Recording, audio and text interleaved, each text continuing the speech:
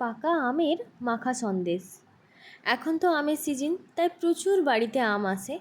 তো আম দিয়ে এরকমভাবে মাখা সন্দেশ করবেন, ভালো লাগবে। তো মাখা সন্দেশটা আমি কিভাবে করেছি খুব সহজভাবে আপনাদের সঙ্গে শেয়ার করলাম, যাতে আপনারা খুব তাড়াতাড়িভাবে করতে পারেন এই আমের মাখা সন্দেশ। আমের মাখা সন্দেশ করার জন্য আমি এখানে 3টা পাকা আম নিয়েছি আর 1 লিটার দুধের ছানা তৈরি করে নিয়েছি। ছানা কেটে নিয়েছি। ছানা তৈরি করাটা আমি আর দেখালাম না, ছানা কিভাবে করেছি। আমি ওই সামান্য লেবুর রস দিয়ে ছানাটা কেটে নিয়েছি। ছানাটা আছে আর এখানে আছে 3টে আম। 3টে আমের আমি খোসা ছাড়িয়ে নিয়েছি। তারপর আমি আমটাকে মিক্সিতে ঘুরিয়ে নেব। মিক্সিতে ঘোরানোর আগে এখানে আপনারা কেটে নিতে পারেন, তবে আমি এখানে হাতের সাহায্যে প্রথমে ভেঙে দেব, আঁটিটা ফেলে দেব, দিয়ে মিক্সিতে ঘুরিয়ে নেব, পেস্ট করে নেব। এই মাখা সন্দেশ করার জন্য আমি চিনি ব্যবহার করেছি। আপনারা চাইলে গুড় দিয়েও করতে পারেন, গুড় দিয়ে করলেও ফ্লেভারটা খুব ভালো আসবে। তো এখন আমাদের বাড়িতে গুড় নেই, তাই আমি চিনি দিয়েই করলাম। যদি আপনাদের বাড়িতে গুড় থাকে অবশ্যই কিন্তু গুড় দিয়ে করবেন, ভালো লাগবে। আপনারা যদি আমার এই চ্যানেলে নতুন হয়ে থাকেন তাহলে প্লিজ আমার চ্যানেলটিকে সাবস্ক্রাইব করে পাশে থাকা বেল বাটনটি প্রেস করে দেবেন। আর অনুরোধ যে ভিডিওটি স্কিপ না করে শেষ পর্যন্ত দেখুন কিভাবে করি আমি আমের মাখা সন্দেশ।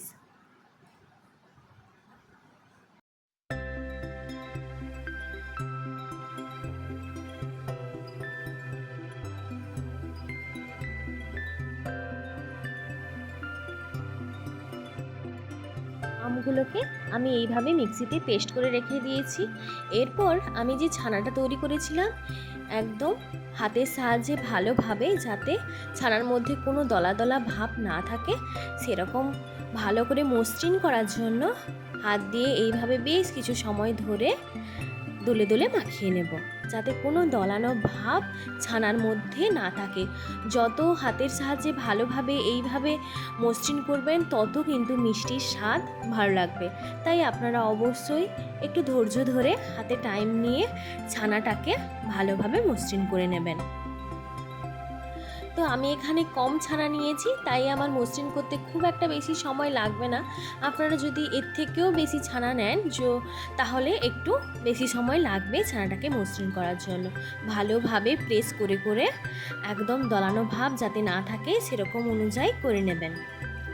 এরপর আমি নিয়েছি 250 ml দুধটাকে একটু সময় ফুটিয়ে নিয়েছি, গ্যাসের ফ্লেম লো করে। এরপর 1 প্যাকেট গুঁড়ো দুধও দিয়ে দিলাম ওই লিকুইড দুধে।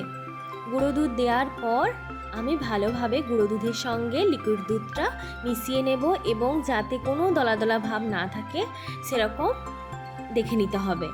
তাই একটু সময় ধরে ভালোভাবে মিশিয়ে নিতে হবে গুঁড়ো দুধের সঙ্গে। গ্যাসের ফ্লেম আমি কিন্তু লো রেখেই মেশাবো। প্রথমে দুধটা একটু গরম করে নিয়েছি, তারপর গুঁড়ো দুধটা দিলাম। এইভাবে যখন ফুট চলে আসবে তখনই আমি পরিমাণ মতো চিনি দিলাম। একটা ছোট বাটির 1 বাটি চিনি দিয়েছি। চিনিটা মেল্ট হওয়া পর্যন্ত অপেক্ষা করব।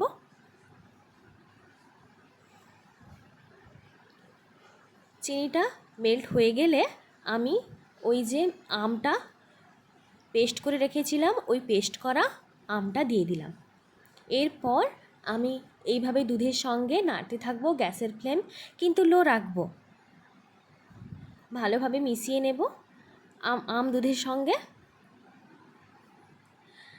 যদি মিক্সিতে বাটার পরও কিছু কিছু দলা দলা ভাব থাকে আমের, তাহলে কিন্তু বেছে ফেলে দেবেন, ভালো লাগবে। আমের সঙ্গে দুধটা মেশানো আমার হয়ে গেছে। এরপর আমি দেব ছানাটা দিয়ে দিলাম। ছানা দিয়ে বেশ কিছু সময় ধরে একদম শুকনো শুকনো করে নেব এই মিশ্রণটি। ছানা দিয়ে ভালো করে নাড়াতে হবে আমের সঙ্গে, এবং গ্যাসের ফ্লেম লো রেখে একদম শুকনো শুকনো করে নেব এই মিশ্রণটি। যত শুকনো শুকনো করবেন তত ভালো লাগবে। ধৈর্য ধরে কিছু সময় ধরে আমি একদম শুকনো শুকনো করে নেব। জল তো বেরোবে অবশ্যই, চিনি আছে। গুঁড়ো দুধ দিয়েছি, লিকুইড দুধও দিয়েছি, তাই জলটা একটু থাকবে। আমের পেস্ট দিয়েছি, তাই জন্যই আমাকে একটু, এই দেখুন কালার কিভাবে চেঞ্জ হয়ে গেছে। কালার চেঞ্জ হলেই বুঝতে পারবেন যে জলটা একদম শুকনো হয়ে গেছে এবং আমার মিশ্রণটা একদমই পারফেক্ট। মিশ্রণ পারফেক্ট হওয়ার পর একটা টিফিন কৌটায় করে আমি নামিয়ে নিলাম। এরপরে উপর থেকে পছন্দ মতো ড্রাই ফ্রুটস দেবেন। আমি এখানে কাজু দিয়েছি, চাইলে আপনারা অন্যান্য ড্রাই ফ্রুটসও দিতে পারেন। উপর থেকে বেশ কিছু কাজু দিয়ে দিলাম ছোট ছোট করে কেটে। এরপর আমি ছোট্ট টুকরো টুকরো করে আমও কেটে নিয়েছি, এই আমটাও উপর থেকে দিয়ে দিলাম। দেখতেও ভালো লাগবে এবং খেতেও ভালো লাগবে। এরপর আমি ফ্রিজে রেখে দেবো 2 থেকে 3 ঘন্টা। এরপর ঠান্ডা হয়ে গেলে ফ্রিজ থেকে বের করে কেটে কেটে পরিবেশন করুন, ভালো লাগবে। এখনকার মতো টাটা, দেখা হচ্ছে পরবর্তী কোনো রেসিপিতে।